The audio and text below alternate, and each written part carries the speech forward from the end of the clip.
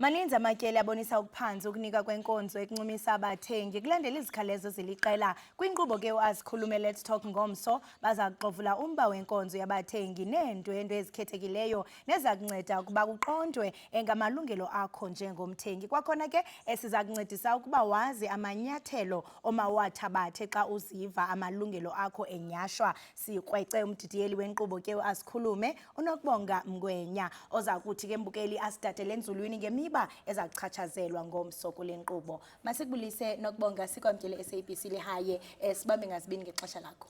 Ngiyabonga, ngibonge kuba la studio, ngibingelele mbukeli ekhaya Kholose. Sabe sikhuluma nge-customer service kusasa, but let me just throw it back to you mhlawumbe uqale ngayo. Senisho into kubana nithetha nge-customer service. Siyaqonda ubana iminyaka ngeminyaka kudala sibona abathengi bekhalaza. Kuwe singoku kuba kaloku sinamakhasi onxibelelwano apho abantu bebonakala ngathi bevakalisa indlela abangoneliseke ngayo khona pha kwizinto zabo. Kutheni nje nikhethe into kubana nijonge kulomba? Kholose siye sabona ukuthi la kuma social media platforms bamvu njengoba bakhala kakhulu khona, it means there's a call for concern. Kahle kahle kuyadingeka ukuthi bantu bawade malungelo abo as ma customers.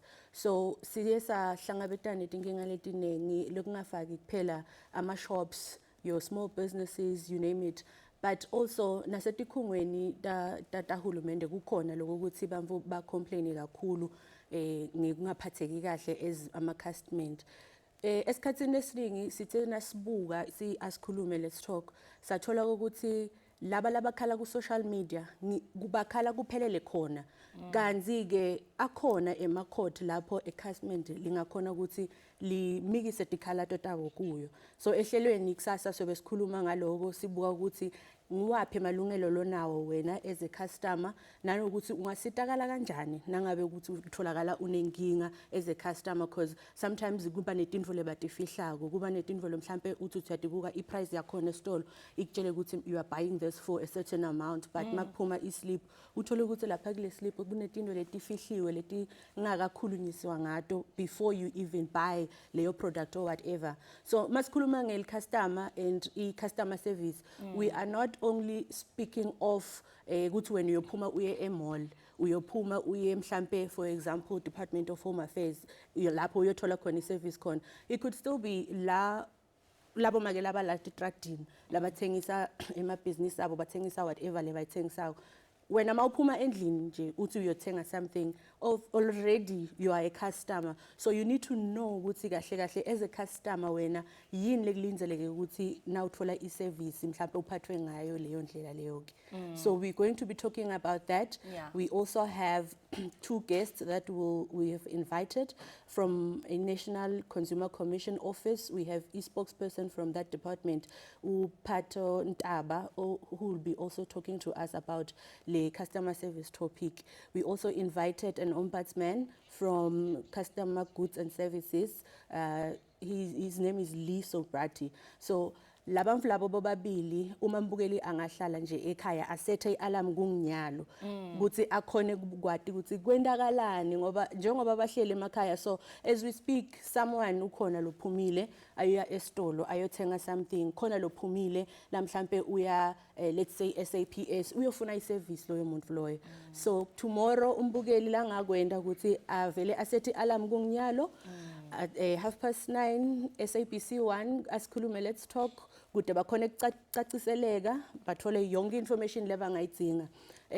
Also ndiyafuna uyibambe apho kuba ndiyabona into abana jonga uphethe lonke ibox likagobhoza.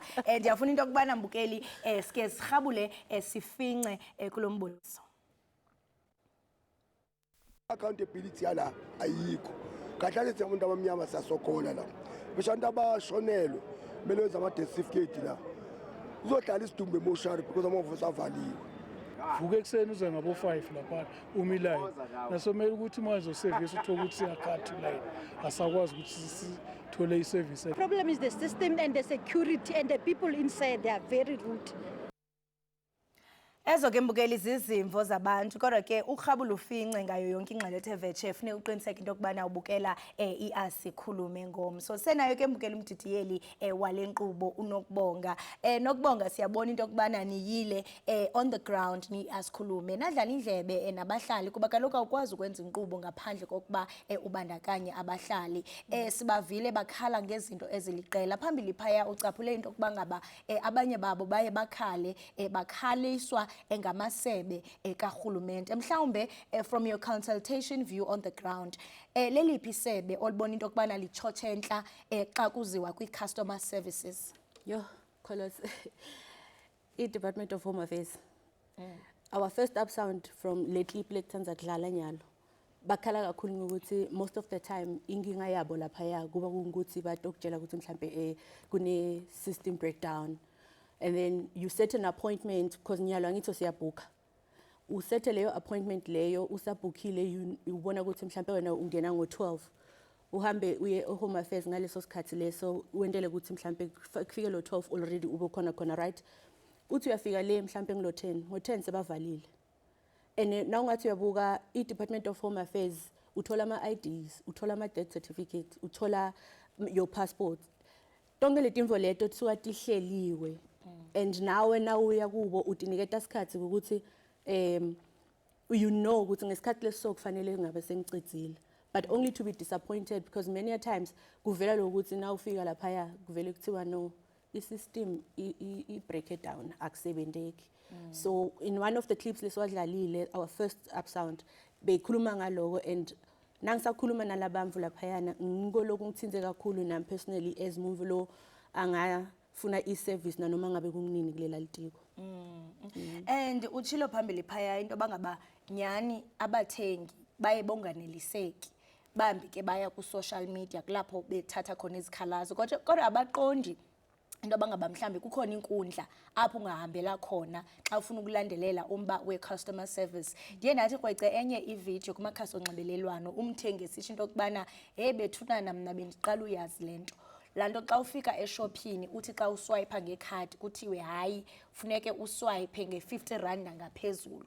Xa ethetha lo mthengi uthi ndifumanisile xa ndenza uphando into yokubana ayikho lonto leyo uyakwazi ukuswipe nange10 rand yakho. Into ethi ke abathengi abaxhobisekanga ngokwanele ngamalungelo wabo. Ndiyafuna ke ngoku into yokubana usinabisele into yokubana kwezi ndwendwe bazawukwazi na ucreate i-awareness noba ngaba mhlawumbe xa uthi awonelisekanga yeyiphi iminyango onkqonkqoza kuyo njengomthengi. I-consumer court ikhona all around South Africa ikhona i-consumer court lapho umbukeli ekhaya noma umthengi as we speaking of i-customer service angakhona ukuthi avakashele khona ayobeka khona ema-complaints akhe khona because for example uyafika nasesitolo bakutshela ukuthi no refund. Apparently ayikho lento leyo and ayikho emthethweni. As a customer you should know ukuthi nangabe you have already bought something awunelisekile ngayo you can still return it and kufanele bakubhadala imali yakho because uthi wena awusayifuni mhlawumbe uphume nayo lapha esitolo ungakayiboni ukuthi idzabukile sekufanele wente njani uhambe ekhaya uyogcoka into ledzabukile. It's not fair.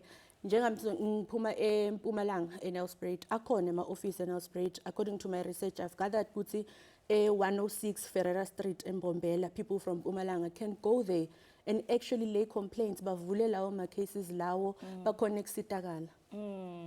Inhle kakhulu lenkqubo yenu qabaqaba ngaphambi kokuba ndikuyeke abantu abafuna into yokubana babe inxalenye bazifumana phi inombolo zenu into yokubana nabo ba-interacte during the show okanye xa benemibuzo?